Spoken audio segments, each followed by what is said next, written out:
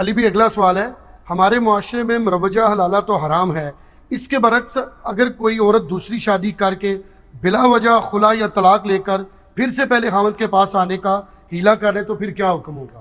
ایک وہ پاکستانی عورت ہے جنہیں کیسا وڈا لالا کڈیا ہے، یہ آج تک لالا ہے کدھر لکھا بھی نہیں ہوا۔ سنن ابن ماجہ میں حدیث ہے، حلالہ کرنے والے پر اور کروانے والے پہ اللہ کی لعنت، نبی صلی اللہ علیہ وآلہ وسلم نے لعنت فرمائی ہے۔ یہ حلالہ کا لفظ بھی ویسے عجیب و غریب ہی شروع ہو گیا اور اس کو لوگوں نے یوز کیا۔ قرآن حکیم میں حلالہ کا لفظ نہیں ہے، یہ فقہا نے ٹرم ڈیوائز کی ہے۔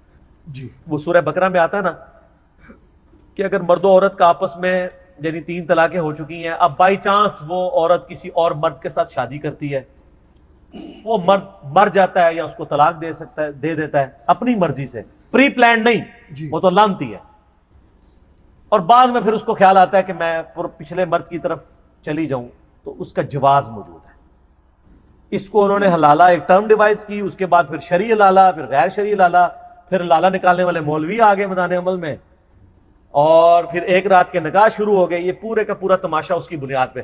حالانکہ میں آپ کو بتاؤں، حنفی فقہ جو ہے نا وہ بھی اس طرح کے حلالوں کو جائز نہیں سمجھتی ہے۔ علیحدہ بات ہے کہ حلالہ نکالنے والے سارے مولوی حنفی ہیں، یعنی بریلوی اور دیوبندی، لیکن ان کی فقہ نہیں مانتی اس کو کہ پری پلانڈ حلالہ کریں۔ تو یہ نکالتے کیوں حلالے؟ پھر ایک ایک رات کے نکاح، ہمارے جیلوں میں کتنے مولوی ہیں جنہوں نے حلالے نکالے ہیں اور نکلوائے ہیں۔ باہر جانے کی ضرورت نہیں، آپ سب لوگوں کو پتہ ہے، ہر علاقے میں پوری سٹوریاں موجود ہیں۔ اب رہ گیا یہ عورت، اس کے لیے حکم یہ ہے کہ سنن ابی داؤد میں، جامعہ ترمذی میں حدیث ہے کہ جو عورت بغیر وجہ کے اپنے خاوند سے طلاق لے لے یا خلا لے، وہ جنت کی خوشبو بھی نہیں پائے گی۔ لیکن دنیا میں اسٹیبلش ہو جائے گا۔ اگر ایک عورت کہتی ہے میں نے تمہارے ساتھ نہیں رہنا، تو ٹھیک ہے، اس کا حق ہے نہ رہے۔ اگر کوئی جینون ریزن وہ پروڈیوس نہیں کر پا رہی، اس کے باوجود بھی دنیا میں اسٹیبلش ہو جائے گا۔ یہ اللہ نے فیصلہ کرنا ہے، ہم نہیں کہہ سکتے کہ نہیں وہ بلا وجہ لی ہے اس نے۔ ایک عورت ایک خاوند کے ساتھ نہیں رہنا چاہتی، یہ بذات خود بہت بڑی وجہ ہے۔ جی بعض اوقات شادی کے بعد پتہ چلتا ہے آتے صحیح نہیں ہے معاملات، اور یہ قریب ہی نبھا لینے چاہیے۔ میں نے دیکھا ہے کہ لوگ جناب وہ رشتے چلاتے رہتے ہیں، وہ گھسیٹتے رہتے ہیں، بعض اوقات 4 بچے ہو جاتے ہیں، پھر جا کے طلاق ہوتی ہے۔ اس سے بہتر نہیں پہلے علیحدگی ہو جائے۔ طلاق اللہ نے رکھی کیوں ہے؟ اسی لیے کہ اس کو یوٹیلائز کیا جائے جب ضرورت پڑے، یہ یاد رکھیے گا، ویسے نہیں۔ جامعہ ترمذی میں حدیث ہے، اللہ کو حلال چیزوں میں سب سے ناپسندیدہ طلاق ہے۔ حلال اس لیے ہے کہ ضرورت کے تحت یوز کر سکتے ہیں، ناپسند اس لیے ہے کہ اسلام جو ہے خاندانی نظام میں بلیو کرتا ہے۔ اسلام قطعاً اس بات کی اجازت نہیں دیتا کہ آپ خاندانی سسٹم کو توڑنا شروع کر دیں۔ جی حتیٰ کہ صحیح مسلم میں وہ بڑی مشہور حدیث ہے کہ شیطان کا تخت پانیوں پہ لگا ہوا ہے، اور رات کے وقت وہ سارے چیلوں کی میٹنگ کال کرتا ہے۔ وہ جو میں نے کہا تھا ہو سکتا ہے وہ برمودا ٹرائنگل پہ جو چیز غائب ہوتی ہے وہ شیطان کا تخت ہی لگا ہو وہاں پہ۔ تو وہ سارے شتنگڑے آ کے نا، اس کے جو چیلے رات کو آ کے اس کو شام کو بتاتے ہیں کہ آج ہم نے کسی سے چوری کروائی، کسی سے زنا کروا دیا، کسی سے فلاں برائی کرائی، کسی سے فلاں۔ تو وہ سنتا رہتا ہے، اور جب ایک چیلا آ کے کہتا ہے نا آج میں نے میاں بیوی کے درمیان جدائی کروا دی ہے، تو وہ کہتا ہے اصل کام تو نے کیا ہے۔ پھر وہ اس کو گلے لگا کے ملتا ہے۔ یعنی میاں بیوی کا رشتہ کتنا امپورٹنٹ ہے، اس کے ٹوٹنے سے معاشرہ ٹوٹ جاتا ہے۔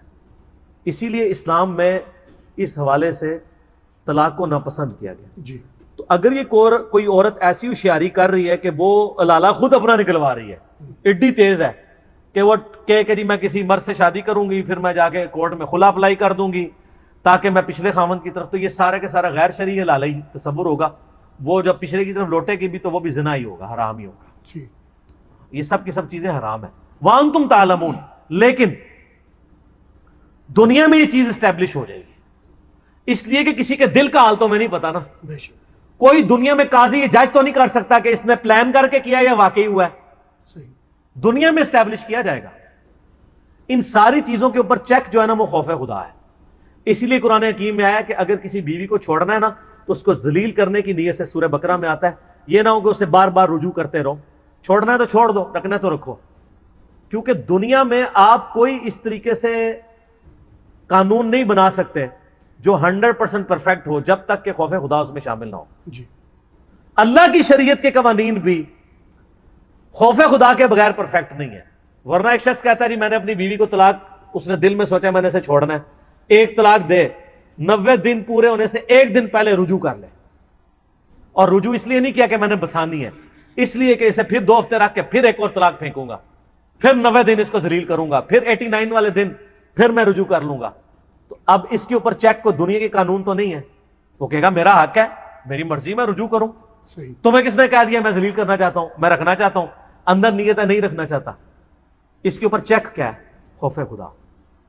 دنیا میں جتنے شریعت کے قوانین ہیں ان کے اوپر بھی چیک خوف خدا ہی ہے. وَأَنْتُمْ تَعْلَمُونَ, تم جانتے تو ہو. اسی لیے قرآن میں جو یہ بار بار آیا اِنَّهُ عَلِيمٌ بِذَاتِ الصُّدُورِ, اللہ سینوں کے چھپے ہوئے رازوں کو بھی جانتا ہے. یہ بات کیوں کہی جا رہی ہے کہ دنیا میں آپ دھوکہ دے لیں گے. صحیح مسلم میں حدیث ہے, اللہ تعالیٰ تمہاری شکلوں اور مال کو نہیں دیکھتا, دلوں اور اعمال کو دیکھتا ہے. آپ اپنی جو یہ بوتھی ہیں نا, سونی سونی نورانی چٹی چمڑیاں اے سی میں رہنے والی, وہ کہتے ہیں نا پیر صاحب دی بڑی چٹی چمڑی ہے. پیر صاحب نو ایک دہاڑے ذرا جون جولائی دی گرمی چ جڑا نا اے ذرا پتھر کٹواؤ نا اے سڑک دے کنارے, ساری نورانیت باہر نہ آ جائے تو منو پھاڑ لینا. ساری نورانیت باہر آ جائے گی اگر یہ آ کے بجری کوٹیں. ان کا بلٹ, یقین کریں ان کے ہاتھ اتنے نرم ہوتے ہیں جیسے چھوٹے بچوں کے. ان کو آپ سلام لیں نا تو وہ اتنے بالکل لگتا ہے کہ ٹوٹ کے آپ کے ہاتھ میں آ جائیں گے, روئی کی طرح نرم. اس کی وجہ یہ ہے کہ انہوں نے تو آپ کے پیسے پہ یاشی کی ہوتی ہے. مجھے یاد آ گیا ایک مدنی لطیفہ عرض کر دیتا. میری وائف مجھے کل بتا رہی تھی, اگلے دن نا وہ کہہ رہی تھی کہ فیس بک پہ نا کسی نے ایک پوسٹ شیئر کی, اس میں 2 ہاتھ بنے ہوئے تھے. ایک ہاتھ جو ہے وہ کالا سا تھا, بڑا بھدا سا ہاتھ, اور ایک بڑا خوبصورت ہاتھ جس کے ناخنوں پہ نیل پالش بھی لگی ہوئی تھی. اس کے اوپر لکھا ہوا تھا کمانے والا ہاتھ, اس میں لکھا تھا خرچ کرنے والا ہاتھ. تو یہ پیروں کے ہاتھ کمانے والے نہیں ہوتے ہیں, خرچ کرنے والے ہوتے ہیں. کمانے والے ہاتھ تو پھر بدے ہی ہوں گے نا, خرچ کرنے والے ہاتھ جو ہیں وہ آپ کو بڑے خوبصورت نظر آئیں گے, چاہے پیروں کے ہوں چاہے عورتوں کے ہوں. تو اس طرح کے معاملات کو اس حوالے سے ضرور دیکھنا چاہیے. آپ اپنی شکلوں سے, مال سے پبلک کو تو دھوکہ دے سکتے ہیں, اللہ کو نہیں دے سکتے.